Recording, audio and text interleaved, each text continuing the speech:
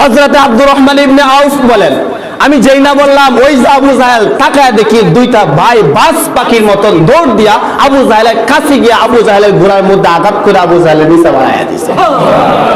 বাজ পাখি যেরকম ভাবে তার শিকার ধরার জন্য পেরেশান হয়ে যায়, বাজ পাখি জমিনের মধ্যে যেরকম ভাবে শিকার পাওয়ার পর দৌড়ে আসে তার শিকার ধরার জন্য, আমি তাকায় দেখি পলকে দুইটা ভাই বাজ পাখির মতন দৌড় দিয়ে আবু জাহেলের কাছে গেল।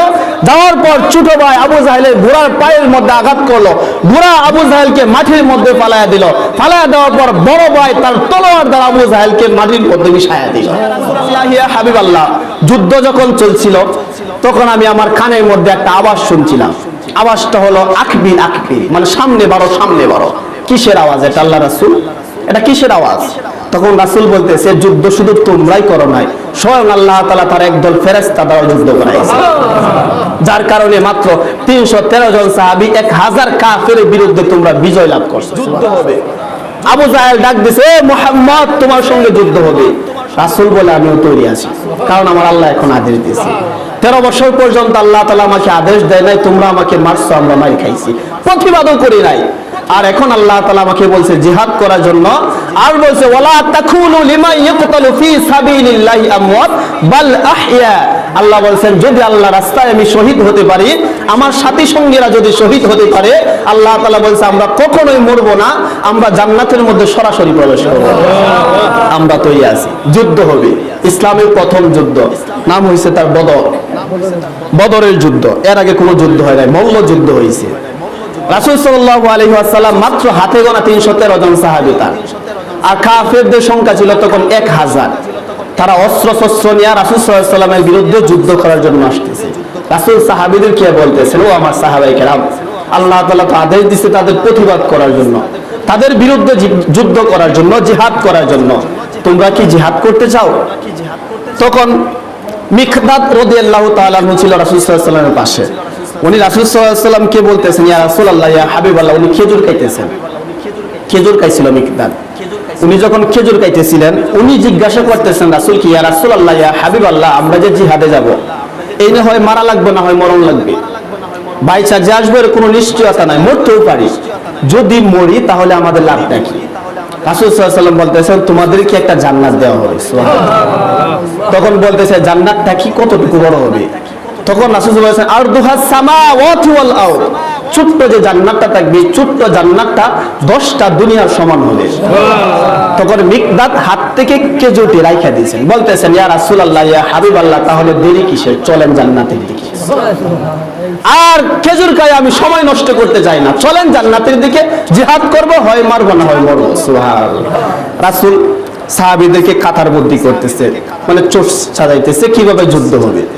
ইন দা মিন টাইম দুজন যুবক আসছে, ছোট্ট মানুষ, নাবালক মানুষ, একবারে বয়স স্বল্প। একজনের নাম মাজ আর একজনের নাম মুআব্বাস। এই দুজন সাহাবী আসছে। আয়েশা বলতেছে, ইয়া রাসূলুল্লাহ, ইয়া হাবিবাল্লাহ, আমরাও যুদ্ধে যাব। সুবহানাল্লাহ। কইতেন না? রাসূল তাকায় দেখে অল্প বয়স ছোট্ট মানুষ, বলতেছে তোমরা যুদ্ধে গিয়ে কি করবা? না হাতের মধ্যে তলোয়ার নিতে পারবা, না ঢাল নিতে পারবা, না কাউকে আঘাত করতে পারবা, যুদ্ধে গিয়ে কি করবা? তখন বলতেছে, যুদ্ধে তোমাদের যাওয়ার প্রয়োজন না, যুদ্ধে যেতে হবে না, যাও তোমরা বাড়িতে চলে যাও, পরের বছর যাও। তখন সাহাবীরা বলতেছে, ইয়া রাসূলুল্লাহ, ইয়া হাবিবাল্লাহ, আপনি কি চান যে আমরা কিয়ামতের ময়দানে আল্লাহর কাঠগড়ায় দাঁড়াই? তখন সাহাবীদেরকে রাসূল বলতেছেন, কেন, কি হয়েছে? আমার মা বলতেছে, এই ছোট্ট থেকে আমাদেরকে লালন পালন করতেছে আর আমাদেরকে শিক্ষা দিচ্ছে, সন্তানেরা তোদের উপরে একটা হক আমার ছিল, তোদেরকে আমি আমার দুধ পান করাইছি। বলছে যদি দুধের মাপ, যদি দুধের এই যে আক্ষেপ যদি আমি মাপ না করি, তোদেরকে কেউ জান্নাত দিবে না। আমি ছোট্ট থেকে তোদেরকে লালন পালন করতেছি, লালন পালন করতেছি, আর আমি বুঝার পর থেকে দেখতেছি আবু জাহেল রাসূলের উপরে কত নির্যাতন করতেছে। মরা উঠের বুড়ি আমার রাসূলের উপরের মধ্যে রাইখা দিত, এমন নির্যাতন রাসূলতে করত। তোদের দুই ভাইকে আমি লালন পালন করতেছি একটা কারণেই, তোরা যেন আবু জাহেলকে নিজের হাতে হত্যা করতে পারো। আর আমার মা বলছে, তোরা এই আজকে একটা যুদ্ধ হবে, রাসূল ডাক দিছে যুদ্ধ হবে, বদরের যুদ্ধ, তোরা যা যুদ্ধের ময়দানে, ওই যুদ্ধের মধ্যে আবু জাহেলও যাইবি, তোরা যদি আবু জাহেলকে মারতে পারস, আমি মা বললাম আমি তোদের উপরে আমার দুধের কোনো দাবি রাখবো না, তোদেরকে আমি মাফ করে দিব। রাসূল বলতেছেন, এই কথা নাকি? হ্যাঁ এই কথা। তাহলে তোমরা বয়স তো অল্প, যাইতে পারবা না, তোমার বড় ভাইকে নেওয়া যাবে, একটু উঁচা নাম্বার আছে তারা নেওয়া যাবে, কিন্তু ছোট্ট তুমি যাইতে পারবে না। তখন বড় ভাইকে অর্ডার দেওয়া হলো, ওই যুদ্ধে যাবে। তখন ছোট্ট ভাই বড় ভাইয়ের কানে কানে গিয়ে বলতেছে, ভাই তোমাকে তো রাসূল অর্ডার দিয়ে দিচ্ছি, তুমি যুদ্ধে যাইবা, আর আমি ছোট মানুষ, আমাকে বলতেছে আমি যুদ্ধে যাইতে পারবো না, আমি তোমার সাথে একটা কম্প্রোমাইজ করি, জানি তোমার শরীরের মধ্যে আমার চাইতে অনেক শক্তি, আমি বলবো একটা কথা, তুমি শুধু হা হা বলবা। আচ্ছা বল, কি বলবি? আল্লাহ রাসূলকে ছোট্ট ভাই ডাক দিল, ইয়া রাসূলুল্লাহ ইয়া হাবিবাল্লাহ। উসা হলে কিন্তু পুলিশ হয় না, শক্তি টাকা লাগে। যুদ্ধের ময়দানে যে উসা হবে এরকম হইলে হয় না, শক্তি টাকা লাগবে। এই যে আমার বড় ভাইরা আপনি অর্ডার দিয়েছেন যুদ্ধে যাওয়ার জন্য, এর চাইতে আমার শরীরে 1000 গুণ শক্তি বেশি। সুবহানাল্লাহ কইতেন না? তারে দেওয়ার আগে আমার অনুমতি দেওয়া লাগবে। রাসূল তো মুস্কি মুস্কি হাসে, কিরে কয়, কিরে কয়, হ্যাঁ আল্লাহ রাসূল, তার চাইতে শক্তি আমার শরীরে বেশি। যদি বিশ্বাস না হয় দুইজন একটা মূল্য যুদ্ধ লাগান, মানে উমালি লাগান, কুস্তি লাগান, দেখেন কার শক্তি বেশি।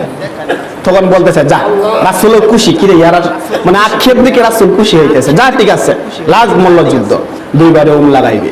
বড় ভাই ছোট ভাইয়ের কানে কানে যায়, ছোট ভাই বড় ভাইয়ের কানে কানে গিয়ে বলতেছে, ভাই আমি তোমার সাথে জীবনও পারতাম না, তোমার রাসূল অনুমতি দেয়া দিছে, এখন তুমি যদি আমাকে একটা সুযোগ দাও তাহলে দুই ভাই একসাথে যুদ্ধের ময়দানে অংশগ্রহণ করতে পারবো, আমি তোমাকে ধরবো, তুমি মাটির মধ্যে পইরা যাই, আমি তোমার উপরে পইরা থাকবো। তার মানে রাসূল বুঝবে তোমার চাইতে আমার শরীরে শক্তি বেশি। ঠিক অনুরূপ ভাবেই এই বড় ভাই ছোট ভাইকে উপরে রাখা, ছোট ভাই নিচে পড়ে গেছে, আর ছোট ভাই খুশিতে উঠা বলতেছে, রাসূলুল্লাহ তার চাইতে শক্তি আমার বেশি, আমাকে অনুমতি দিতে হবে। তারে অনুমতি দেওয়া হলো, যাও দুজন যুদ্ধে যাও। এই দুইজন সহ মোট সাহাবীর সংখ্যা মাত্র 313 জন। রাসূল সাল্লাল্লাহু আলাইহি ওয়াসাল্লাম তাদেরকে দাঁড় করাইছেন, সারিবদ্ধ করছেন। দাঁড় করানোর ক্ষেত্রে ডান দিকে এক ভাই, বাম দিকে এক ভাই, আর মাঝখানে বৃদ্ধ চতুষ্পক একজন সাহাবী, একবারে খুব শক্তিশালী সাহাবী, নাম তার ছিল আব্দুর রহমান ইবনে আউফ রাদিয়াল্লাহু তাআলা আনহু। উনি মাঝখানে তাকায় দেখে ডান দিকে এক পিচ্চি, বাম দিকে এক পিচ্চি। ও মনে মনে ভয় পায়, মানে সশস্ত্র করতেছে, ভয় পাইতেছে, একটু নার্ভাস ফিল করতেছে, কি কয় কি ছোট্ট মানুষ ডান দিকে, বাম দিকে ছোট্ট মানুষ, যুদ্ধ তো উত্তপ্ত অবস্থায় থাকবে, আর ডান দিকে না আমারা সাহায্য করতে পারে, না বাম দিকে লুকে আমরা সাহায্য করতে পারবে। যুদ্ধ করার ক্ষেত্রে যদি আমার ঢাল ভেঙে যায়, আমার তলোয়ার যদি ভেঙে যায়, আমি কার কাছ থেকে সাহায্য নিব? হাই হাই, যদি একজন মোটা তাজা উসা নামবে একজন লোক আমার সাথে পড়তো, তাহলে আমি কতই না শান্তিতে যুদ্ধ করতে পারতাম। না তাদেরকে সাহায্য করতে পারবো, না তারা আমাকে সাহায্য করতে পারবে, মনে মনে এই চিন্তা করতেছে। ইন দা মিন টাইম বড় ভাই আব্দুর রহমান ইবনে আউফ রাদিয়াল্লাহু তাআলা আনহুর শাহাদাত আঙ্গুল ধরে টান দিয়ে কয়, চাচা আবু জাহেলকে চিনেন? সুবহানাল্লাহ কইতেন না? উনি থমকে গেছে, কয় কি রে? এই ছোট্ট মানুষ ডাক দিয়ে কয়, আবু জাহেলকে চিনেন? এমন সময় বাম দিকের ছোট্ট ভাই তার আবার শাহাদাত আঙ্গুল দিয়ে ডাক দিয়ে কয়, চাচা আবু জাহেল আসলে আমরা দেখায়। এই আব্দুর রহমান ইবনে আউফ এই দুইজন ভাইকে বলতেছে, আবু জাহেল দিয়ে কি করবা? বড় ভাই বলে, আব্দুর রহমান ইবনে আউফ যদি আবু জাহেল আসে তাহলে আমাদের কিছু দেখাইও, পরেরটা তুমি দেখা নিও। এই মনে মনে কয় একটু সাহস পাইছি, যেহেতু একজন সওদাগরের নাম বলছে, সাহসী যোদ্ধার নাম বলছে, তার মুখ দিয়ে একটু সাহস পাইছি। এই চিন্তা করতে করতে ইনটাইম তাকায় দেখি আবু জাহেল তার সৈন্যদেরকে সাজাইতেছেন আর ঘোড়ার উপর দিয়ে হাঁটতেছেন, ঘোড়ার উপর দিয়ে এরকম ঘোড়া হাঁটাইতেছেন, আর তাদেরকে বলতেছেন এইভাবে যুদ্ধ করবা, এইভাবে যুদ্ধ করবা। হযরত আব্দুর রহমান ইবনে আউফ বলে, আমি যেই না আবু জাহেলকে সুদূরে দেখলাম, এই যে আবু জাহেল, এই বলে ডান দিকের ভাইকে বললাম, এই সন্তানেরা, ওই যে তোমাদের কাঙ্ক্ষিত মেহমান আবু জাহেল হাঁটতেছে। সুবহানাল্লাহ। হযরত আব্দুর রহমান ইবনে আউফ বলেন, আমি যেই না বললাম, ওই যে আবু জাহেল, তাকায় দেখি দুইটা ভাই বাজ পাখির মতন দৌড় দিয়া আবু জাহেলের কাছে গিয়ে আবু জাহেলের ঘোড়ার মধ্যে আঘাত করে আবু জাহেলের নিচে বাড়াইয়া দিয়েছে।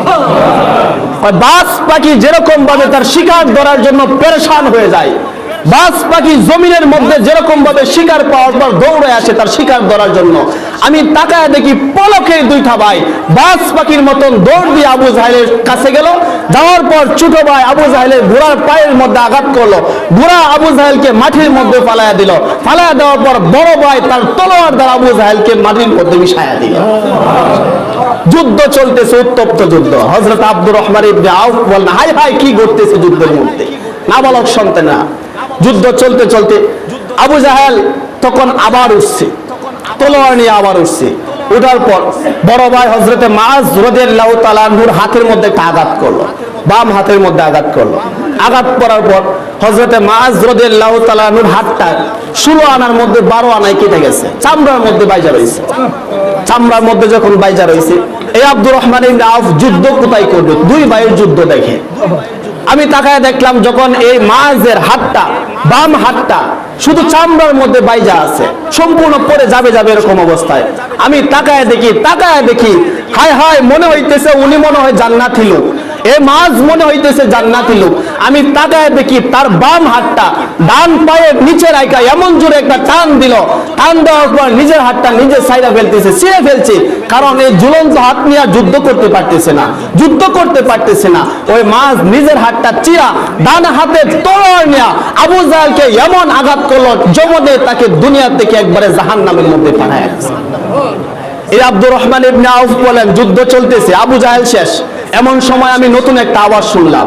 আওয়াজটা হলো সাহাবীরা বলতেছেন, আর আব্দুর রহমান ইবনে আউফও বলতেছেন, আমি নতুন একটা আওয়াজ শুনলাম সাহাবীরা আমার সাথে। আর আওয়াজটা হলো তারা বলতেছে আকবিল আকবিল, আর সাহাবীরা মুখ বন্ধ, কিন্তু সমস্যা হইতেছে, আওয়াজ হইতেছে আকবিল আকবিল। যুদ্ধ শেষে রাসূলের কাছে আসছে।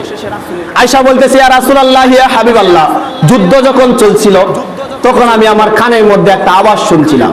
আওয়াজটা হলো আকবিল আকবিল, মানে সামনে বাড়ো। কিসের আওয়াজ এটা আল্লাহ রাসূল? এটা কিসের আওয়াজ?